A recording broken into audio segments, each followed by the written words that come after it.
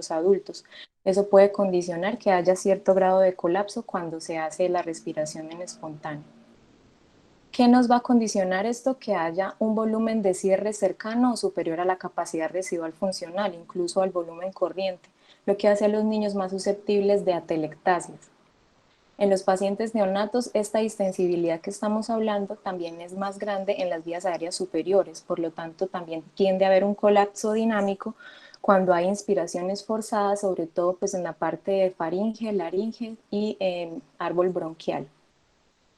En los primeros años de vida, esto tiene unos mecanismos compensatorios cuando el paciente está en ventilación espontánea. Ellos hacen una actividad posinspiratoria de los músculos intercostales y del diafragma para tratar de hacer algo como unas maniobras de autorreclutamiento y tienen frecuencias respiratorias más rápidas, lo que hace algo de atrapamiento aéreo y con esto algo de autopip, pues recordando que todos estos mecanismos van a estar abolidos durante la anestesia general y por eso nosotros somos los que debemos encargarnos pues de esta parte. Estos cambios no van a ser iguales o no van a tener la misma magnitud a lo largo de todo el espectro de la infancia. Recordemos pues el concepto de disanapsis, que es el crecimiento desproporcionado entre la vía aérea inferior o el pulmonar y las vías aéreas superiores. Esto pues es fisiológico, pero sí se ha visto que crece con mayor rapidez la región pulmonar distal que las vías aéreas.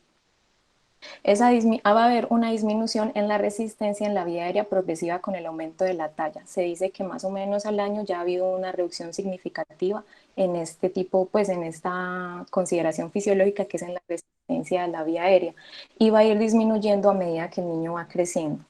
La distensibilidad pulmonar va a aumentar también en relación con la altura. Esto en relación también a que va a haber proceso de alveolarización y va a haber un aumento como de esos alveolos disponibles, mejorando la distensibilidad. Más o menos hacia los 8 años ya se ha alcanzado una mejoría bastante importante, pero ese proceso puede continuar incluso hasta la adolescencia.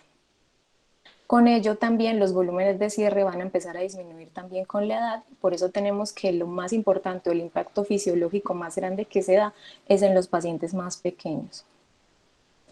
Ya pasando a este tercer paso, que es recordar algunas claves de las máquinas de anestesia, cabe recalcar que los ventiladores que se utilizan en la unidad de cuidados intensivos difieren de los que nosotros tenemos en la sala de operaciones.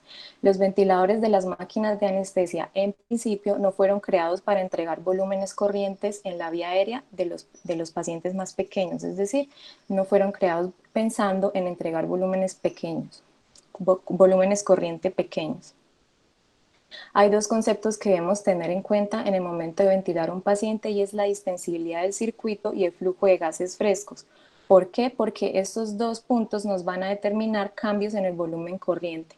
Y como todos sabemos en la población pediátrica, cualquier cambio que se haga, por pequeño que sea, por ejemplo, en las dosis farmacológicas o incluso pues en los parámetros ventilatorios pueden condicionar un daño inducido por ventilador en unos pulmones que probablemente ya vienen enfermos. Entonces, se hace muy importante que la precisión al momento de entregar el volumen corriente sea alta, esperando poder evitar ese daño por volutrauma. El flujo de gases frescos es algo que nosotros estamos manipulando a lo largo de toda la cirugía, incluso mientras el paciente está bajo ventilación mecánica. Esta manipulación hace que hayan cambios durante la entrega del volumen corriente tanto a mayor como a menor. Para esto, tratando de sortear este problema, existen estas dos condiciones que usualmente vamos a tener en todas las máquinas que utilizamos hoy en día. Pues dependiendo, si tenemos unas que son demasiado antiguas, probablemente no, pero las que usamos generalmente las tienen y es una válvula que va a estar entre el ventilador y la entrada de flujo de gases frescos. Esta se va a cerrar en el momento de la inspiración para que si hacemos alguna manipulación, eso no modifique la entrega de volumen corriente. La segunda mecanismo que tienes, que son las más nuevas, son unos sensores de flujo que detectan ese cambio que hacemos y hacen una autocompensación para que no se entregue un volumen diferente al paciente. Este es un ejemplo que les traigo como para organizarnos un poquito más, es de un ventilador Drager Primus y aquí podemos ver esa válvula de desacoplamiento en donde si hacemos modificaciones en esta parte se va a cerrar durante la inspiración para tratar de entregar el volumen más preciso al paciente. El segundo concepto o clave de la máquina de anestesia como ventilador es el concepto de distensibilidad del circuito. El circuito que nosotros usamos es un circuito circular, por eso es importante este concepto. Lo podemos definir como cambios en el volumen del circuito posterior a cambios en la entrega de presión por el ventilador. ¿Eso qué tiene o cuál es la importancia? Quiere decir que hay un volumen que se va a quedar atrapado en el circuito y no va a llegar al paciente. Las máquinas de anestesia sensan los volúmenes que entregan y que reciben en la parte más proximal a la máquina de la rama expiratoria. Es decir, puede ser que no se le esté entregando ningún volumen a la vía aérea del niño, pero ella sí va a sensar el volumen que regresa que estaba en el circuito. Es decir, nosotros falsamente podemos creer que estamos entregando un volumen, pero en realidad ese no es. Es importante conocerlo y lo podemos calcular. Tenemos que conocer la distensibilidad del circuito que vamos a utilizar y la presión inspiratoria pico que está manejando el ventilador.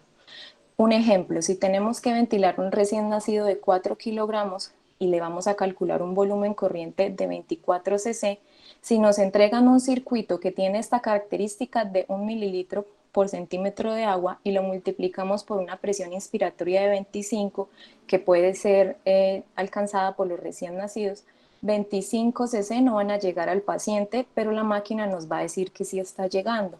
Eso como lo vamos a ver, más es en la monitoría. Vemos un paciente que está hipercápnico, que se pone hipoxémico y al examen físico no vemos excursión pulmonar. En el pasado, en el pasado no, antes que se intentaba hacer, se intentaba cuadrar este volumen corriente mirando la excursión torácica del niño y se cuadraba así en la máquina. Sin embargo, volvemos a recordar que la idea es tener una ventilación protectora, intentar hacer el menor daño posible y ser lo más precisos que se pueda. Entonces, ¿cómo vamos a tener, cómo podríamos plantear esto? Se pueden definir como máquinas nuevas las que nos arrojan un autochequeo cuando las encendemos y antiguas como las que no lo hacen. En las máquinas antiguas, como no vamos a tener el resultado de esa distensibilidad porque no nos hace un autochequeo, podemos utilizar esa estrategia y es conectar el circuito con todos los accesorios que vayamos a usar, fijar en ventilador, usar volúmenes corrientes bajos, frecuencias respiratorias bajas, ocluimos la pieza en T como si fuésemos a hacer una prueba de fugas y verificamos los valores del ventilador. Tomamos el valor del volumen corriente, lo dividimos sobre la presión inspiratoria pico que está haciendo el ventilador y eso nos va a dar la distensibilidad de nuestro circuito. Bueno, ¿y para qué nos sirve? Nos sirve para nosotros fijar un 10, un 20 o un 50% más del volumen corriente para poder asegurar que vamos a sortear ese volumen que se queda comprimido en el circuito. Con las máquinas nuevas, como les mencionaba, ellas tienen un autochequeo al inicio y nos arroja un valor de distensibilidad. Y aparte de eso, ellas hacen un sistema de autocompensación y no tenemos que hacer como este cálculo nosotros, ni tenemos que fijar más ni menos. Es decir, ella es la que va a hacer la compensación del volumen que se queda atrapado en el circuito. Uno podría quedar tranquilo pensando que tiene una máquina nueva y que tiene una autocompensación. Sin embargo, para que esto sea preciso, se deben cumplir las siguientes características. Primero, la prueba se tiene que hacer con todos los dispositivos que se van a usar. El codo, el filtro, si vamos a hacer algún tipo de extensión, tenemos que hacerla con todas esas cosas puestas antes del chequeo. Si tenemos circuitos desechables que dan la posibilidad de expandirse en longitud, debemos expandirlo a la longitud que vayamos a utilizar. Y hay que realizar la prueba nuevamente con cada cambio que se haga en el circuito, idealmente. Este es un proyecto de mejoramiento en la calidad que fue publicado en el 2017 en la anestesia, en la revista pediátrica de anestesia. ¿Qué era lo que ellos querían ver? Demostrar que hacer un autochequeo sin estirar o sin expandir completamente el circuito podría impactar incorrectamente en el volumen que se entregaba a los niños.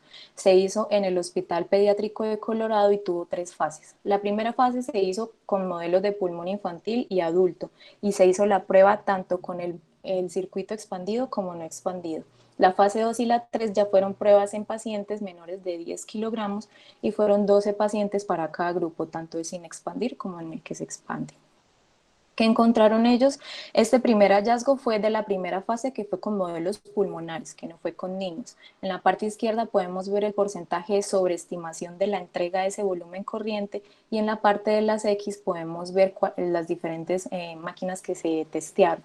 Como podemos ver, esta barra que es gris nos muestra la diferencia que hay en la sobreestimación cuando uno hace la prueba sin hacer cuando uno hace el autochequeo sin expandir completamente.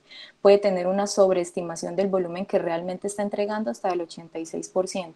Y en los adultos esto no tiene un impacto tan grande, pues solamente se encontró que es de un 4%, es decir, en los adultos como que no tenemos tanto esa consideración o ese problema. En el lado de la derecha, pues en esa caja como de rangos intercuartílicos, lo que nos quiere mostrar es el resultado de los pacientes reales. Nuevamente encontraron que la parte que es grisecita en esta caja, cerca del 41% de los pacientes que se les hizo el chequeo sin expandir tuvo una sobreestimación hasta del 41%, y en los que sí se expandió llegó a ser tan baja como el 7%. Entonces, como primera conclusión de la charla, recordar que es importante hacer el autochequeo con todas las cosas que vamos a utilizar, sobre todo en los pacientes más pequeños y en los que sabemos que necesitamos ser más precisos. Este tercer concepto o clave del manejo de nuestras máquinas de anestesia es el concepto de espacio muerto, entendido como el espacio de volumen donde hay un flujo bidireccional pero no hay intercambio gaseoso. En este caso, pues va a ser de la pieza en Y hacia la parte de la vía aérea del paciente. Esto se ha medido generalmente como la relación BD, que es espacio muerto, sobre BT, que es volumen corriente. Usualmente esta relación no debe ser 1 ni mayor de 1, debe ser de 0.3, pues más o menos un tercio del volumen corriente en una respiración normal es espacio muerto.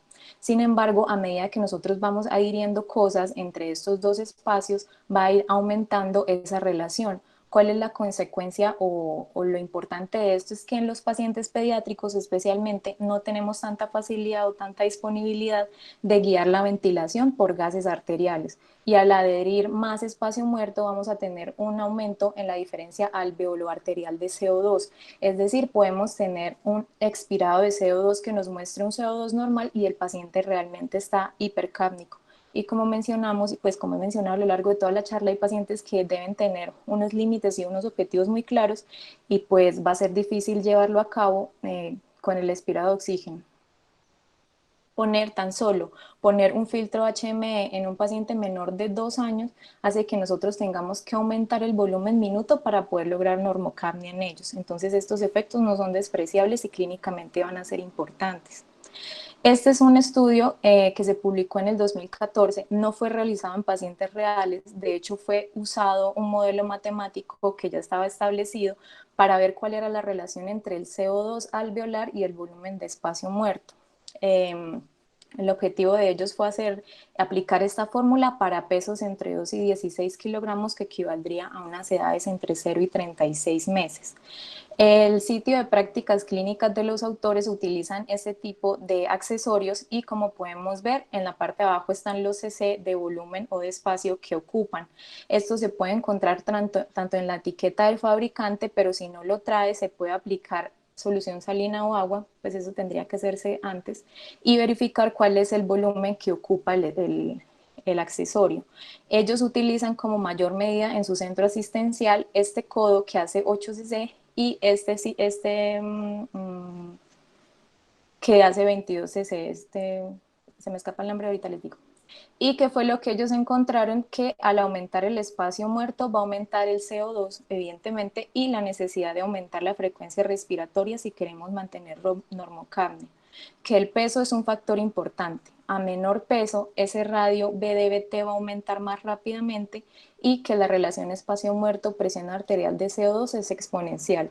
Es decir, debemos tener especial cuidado, sobre todo en esos pacientes donde el CO2 es importante y donde no vamos a tener la posibilidad de medirlo directamente en arterial, sino que vamos a tener que guiarnos es por el expirado de CO2. Entonces el llamado nuevamente es a verificar cuáles son los accesorios que tenemos en nuestros sitios de trabajo e identificar cuáles son los que menos espacio muerto pueden crear, sobre todo para los niños más pequeños. Niños más grandes probablemente el problema no sea tan notorio o tan importante. Ya habiendo recordado los conceptos fisiológicos y algunas claves de la máquina de anestesia, que definitivamente no equivale totalmente a un ventilador de una UCI, vamos a entrar ya a la parte de ventilación mecánica protectora. La ventilación mecánica protectora entendida como esa que utilizamos para evitar las atelectasias sobre distensión pulmonar y que usualmente usamos volúmenes corrientes bajos y PIP.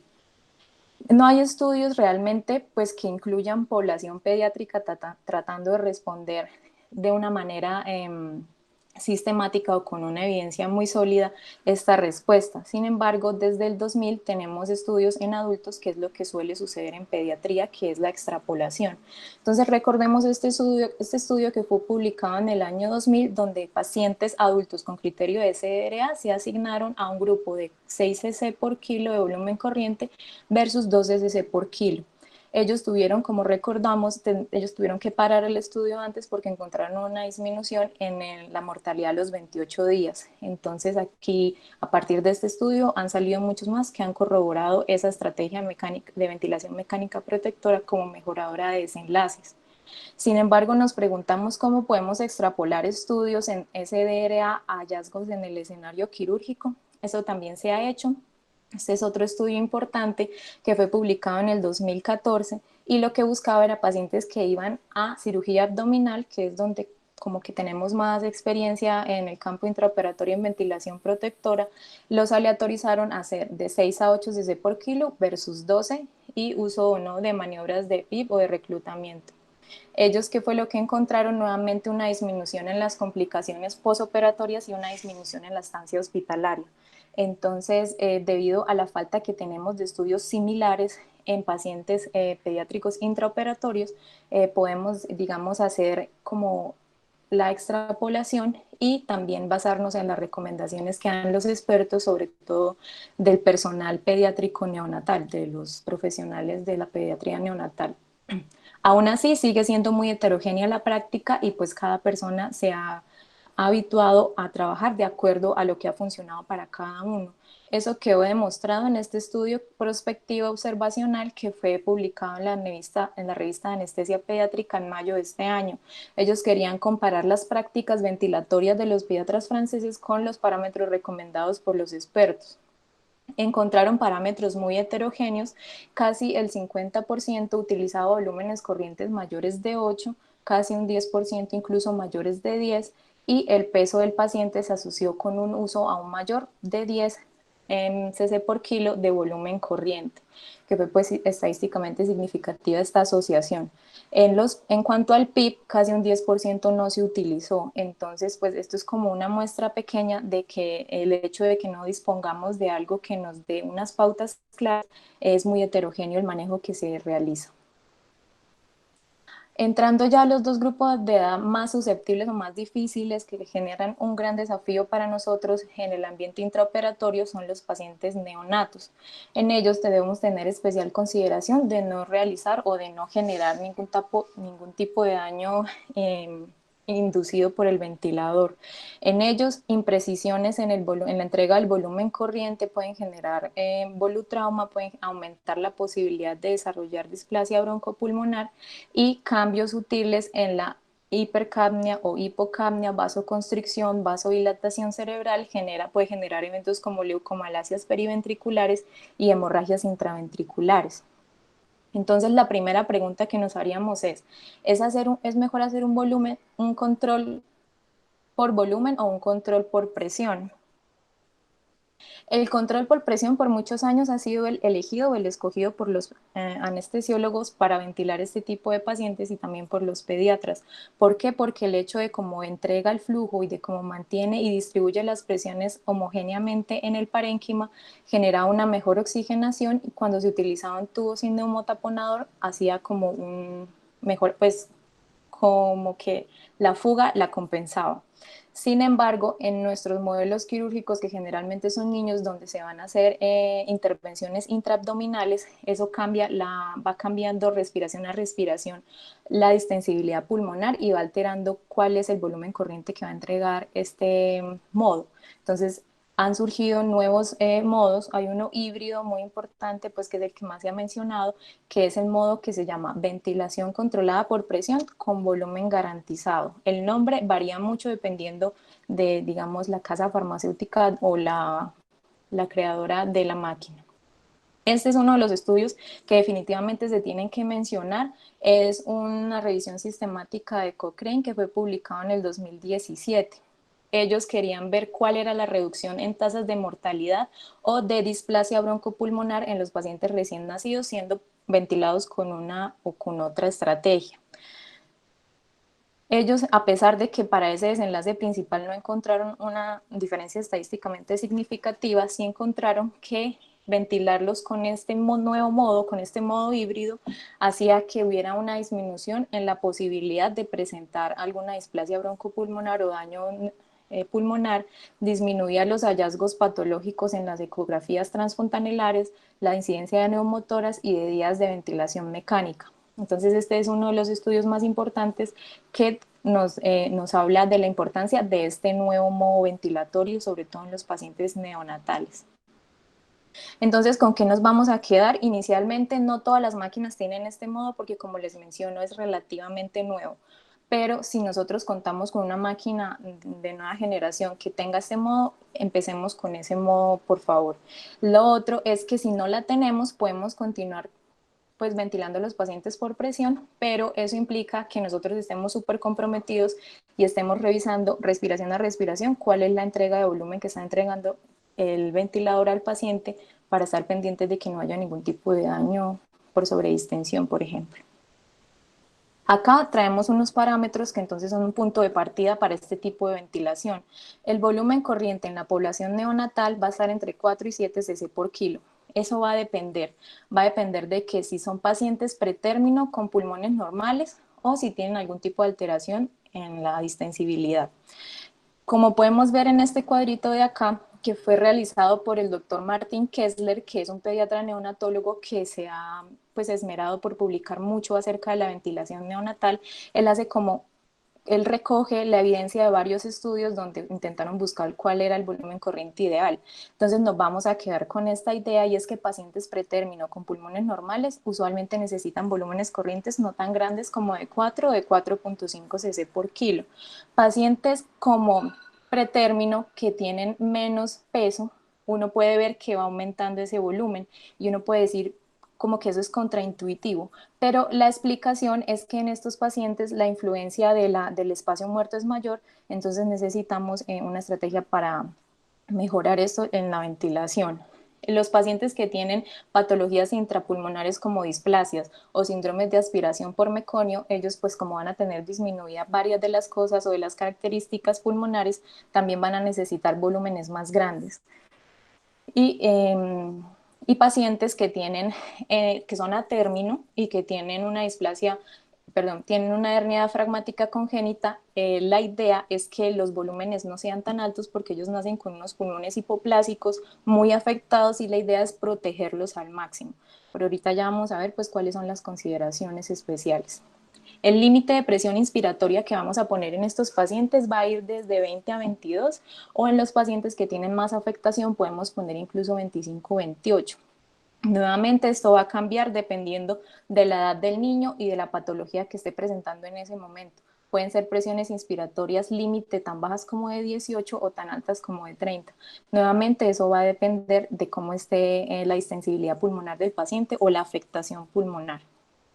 El PIP, como una de las estrategias de ventilación protectora, tenemos que fijarla entre 5 y 6 al inicio de la cirugía. Obviamente hay que individualizar por pacientes y tal vez algunos que lleguen con una alteración hemodinámica más grande no se beneficien del PIP o bueno, sea deleterio, pero pues hay unos estudios en pacientes pediátricos, pero este no incluye neonatos, entonces este es más bien como un concepto que se ha ido viendo en la experiencia y un concepto más bien teórico, pero los llamamos a que utilicen PIP en todos los pacientes. La relación inspiración-expiración, ellos tienen unos tiempos inspiratorios cortos, más o menos de 0.35 a 0.6 segundos, que para nosotros en las máquinas usualmente es una relación 1-1. Las frecuencias respiratorias, dependiendo de la edad, 40 a 60 respiraciones, y que vamos a ir modificando de acuerdo a la monitoría que estemos haciendo con el paciente. Y este es otro punto importante y es la FIO2. La FIO2 en estos pacientes, usualmente cuando tenemos problemas de hipoxemia, actuamos aumentando la FIO2, pero en estos pacientes usualmente eso no es como la clave o ese no es el meollo del asunto. Tenemos es que intentar hacer más bien o maniobras de reclutamiento, ver si hay una expansión adecuada antes de aumentar la FIO2 porque hacen daño por hiperoxia, especialmente en los más pequeños. Y debemos tener en mente que nuestras metas de saturación preductales no van a ser altas, sino que vamos a manejar metas entre 91 y 96%, pues dependiendo del caso. Pero es importante que no subamos más de 60% de FIO2, empezar con 30 e ir titulando de acuerdo a lo que se necesite. Eso por parte de la ventilación en los neonatos. Ahora, unas pautas para ventilar a los pacientes lactantes, que como les había dicho, a medida que van creciendo, muchos de los problemas que hemos mencionado van a ir disipándose. En ellos, pues tenemos la posibilidad de utilizar tanto asisto controlada como presión, como ventilaciones, soporte. Esto se puede utilizar o es especialmente importante en pacientes que están en la emergencia de la anestesia o que no se han utilizado bloqueadores neuromusculares. Entonces en ellos podemos utilizar con tranquilidad todos los tipos o todos los modos. Los volúmenes corrientes en ellos van a ser entre 6 y 8 cc por kilo, las frecuencias respiratorias entre 30 y 40 y vamos a ajustar según el CO2 nuevamente y nuevamente un llamado a que las FIO2 sean bajas entre 30 y 40% y titularlas pues si tenemos gases o si no, según la saturación de oxígeno. La relación inspiración-expiración nuevamente la vamos a fijar como 1-1 y si el ventilador nos da la posibilidad de poner los tiempos inspiratorios son un poco más largos que en los neonatos, que van de 0,6, incluso puede ser hasta un segundo dependiendo de lo que necesitemos. PIP nuevamente en todos los pacientes y que las presiones inspiratoria pico ojalá estén por debajo de 20, pero esto pensando más en un pulmón sano. Si tenemos algún otro tipo de problema obstructivo o restrictivo, pues estas variables van a cambiar, pero es como una base de la que podemos nosotros partir para iniciar el manejo ventilatorio. Por último, están dos casos clínicos que quisimos traerles como para dejar algunos conceptos claros. El primer caso es un paciente masculino de 83 días, tiene una edad corregida de 39 semanas, fue un producto gemelar con un parto pretérmino a las 27 semanas. Actualmente pesa 3.200 gramos y tiene un diagnóstico de displasia broncopulmonar moderada con uso de oxígeno en casa. En esta ocasión ingresa ambulatorio para realización de una inguinorrafia bilateral y no tiene ningún otro hallazgo importante al examen físico. Decidimos para este paciente hacer una técnica con anestesia general y cuáles van a ser las consideraciones. Empecemos por la importante que había mencionado antes, que son más de fondo que de forma, que es escoger adecuadamente los accesorios que vamos a utilizar. En caso de contar con la función de autochequeo en las máquinas más nuevas, la vamos a hacer con el circuito totalmente expandido y con todos los accesorios puestos en su lugar. Y si tenemos la posibilidad de escoger el modo control con presión control con volumen garantizado, la vamos a escoger. También está denominada como autoflow, sobre todo en las máquinas Drager, entonces eso va a depender de la marca de la máquina de anestesia. ¿Qué nos podemos encontrar en estos pacientes con displasia broncopulmonar? Probablemente al inicio vamos a empezar con unas presiones pico un poco altas, pero si a lo largo de la cirugía empieza a requerir presiones inspiratorias más altas para alcanzar esos volúmenes corrientes, lo ideal es que paremos, no aumentemos ese límite y primero revisemos si son fugas en el tubo endotraqueal o si hay intubaciones monobronquiales, pues sabemos que en los niños cualquier milímetro cuenta. La clave pues no va a estar siempre en aumentar la frecuencia respiratoria para mejorar ese volumen minuto, porque eso aumenta la relación de espacio muerto-volumen corriente. Entonces la hace casi que cercana a 1 y eso nos va a dificultar la diferencia del alveolo arterial de CO2 que ya les había mencionado. Y pues no va a ser una buena ventilación tampoco. Si no se logra hacer definitivamente los volúmenes corrientes con las presiones límites que hemos ido modificando, hay nuevamente que parar, ver si es necesario hacer algún tipo de maniobra de reclutamiento por atelectasias, si hay presencia de neumotórax, malposición del tubo nuevamente, o si estamos frente a un aumento de la presión intraabdominal. Estos de acá son los parámetros que les proponemos de inicio para este paciente, recordando que obviamente la ventilación mecánica no es estática, sino que es dinámica, pero podríamos empezar con estos parámetros, que es una FIO del 30%, un flujo lo podemos utilizar de 1 y fijando una presión máxima de 22 con un volumen corriente de 20 y la frecuencia respiratoria para la edad. Utilizamos PIP en este paciente también. El segundo caso clínico es una paciente femenina que tiene 36 horas de vida. Es nacida pretérmino de 32 semanas y pesa 1.500 gramos, que es un peso adecuado para la edad gestacional. Ella tiene un diagnóstico de hernia diafragmática izquierda y en el ecocardiograma que le hicieron muestra un forámelo oval permeable que tiene flujo derecha-izquierda, una presión sistólica del ventrículo derecho y de la arteria pulmonar de 60 y un conducto arterioso de 2 milímetros con flujo bidireccional. Ella se dilató esas 36 horas la cirugía para poder compensarla en la unidad de cuidados intensivos neonatales e ingresa al quirófano, está intubada y no tiene soporte vasopresor en el momento. Los parámetros ventilatorios de la UCI neonatal se la preguntamos al médico y nos dice que estaba siendo ventilada con control por presión y con estos parámetros que vemos aquí. ¿Cómo haríamos entonces el abordaje inicial en estos pacientes? Lo ideal es tomar los parámetros que ya trae como un punto de partida. Recordar que en estos pacientes especialmente es muy importante disminuir el daño pulmonar inducido por el ventilador porque ya tenemos unos pulmones demasiado frágiles. Se van a utilizar volúmenes corrientes más bajos que lo que uno pensaría en pacientes con afectación pulmonar en aras de disminuir las presiones pico que requieren y vamos a utilizar una estrategia de hipercapnia permisiva en ellos también. No hay indicación absoluta de un modo ventilatorio en este escenario quirúrgico, pero por expertos se sugiere el inicio de un volumen, de una ventilación controlada por presión con volumen garantizado, pero es importante individualizar y modificar según el monitoreo. Por ejemplo, esta paciente que tiene un peso tan bajo nos va a generar unos volúmenes corrientes que nuestras máquinas de anestesia no están diseñadas para entregar. Más o menos están diseñadas para hacerlo de manera precisa hasta 20 cc de volumen corriente y las más nuevas y más especializadas hasta 6 cc, pero con las que contamos usualmente solo son 20 cc. Entonces este paciente tiene un volumen corriente de más o menos 8 cc. Entonces de entrada, nosotros les proponemos que no utilicemos este modo, sino que utilicemos el de modo por presión y veamos cómo se comporta. Si el paciente está en una unidad de cuidados neonatales ya con una ventilación de alta frecuencia oscilatoria, debemos considerar mantenerlo en este mismo modo, pues con el ventilador de la UCI, para operarlo.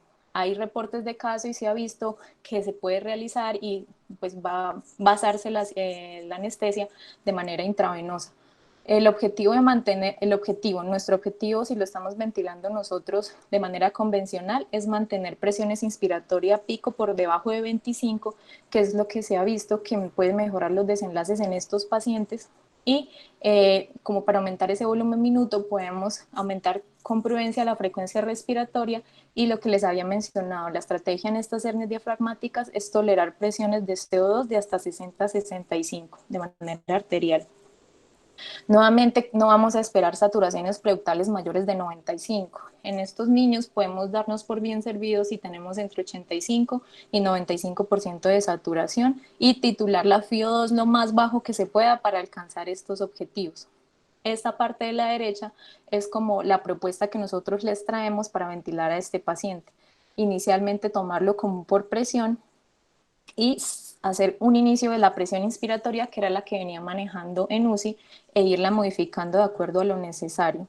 No pusimos PIP en este paciente porque pensamos que por el peso y por sus comorbilidades probablemente podamos ser deleterios, pero sí está descrito que en los pacientes con hernia diafragmática se utilicen PIP bajos entre 1 y 2, es lo que está recomendado. Como conclusiones, a pesar de que extrapolamos información, los niños no son adultos pequeños. El conocimiento profundo de la fisiología pulmonar pediátrica debería ser una prioridad, en especial en nuestro país, donde no tenemos pues instituido como tal ese fellow y no existen parámetros fijos o fórmulas mágicas que se puedan aplicar incluso en un mismo grupo de edad, porque ellos tienen una alta heterogeneidad en los cuadros pulmonares. Debemos conocer, a manera de reflexión, Los aspectos técnicos de las máquinas de anestesia con las que trabajamos, cuál es el volumen corriente mínimo que puede darse por la casa fabricante, cuáles son los circuitos que tenemos en nuestra institución, todos esos aspectos. Y esta es como una recomendación, y es que destinemos las máquinas de anestesia más modernas para que a los niños más pequeños, sobre todo a los neonatos, los programen en esas salas donde están esas máquinas para que podamos dar pues una ventilación un poco más amena y motivar a la ventilación pediátrica intraoperatoria, motivar a que la ventilación pediátrica intraoperatoria pueda servir como un campo de investigación, sobre todo para tener más datos y poder tomar un poco las decisiones un poco menos basadas en recomendaciones de experto y en extrapolación y más en estudios pues de nuestra misma población. Eso era todo lo que les traíamos el día de hoy. Espero que les haya gustado y como que los haya interesado en leer un poco más acerca del manejo ventilatorio de estos niños y muchas gracias por la atención.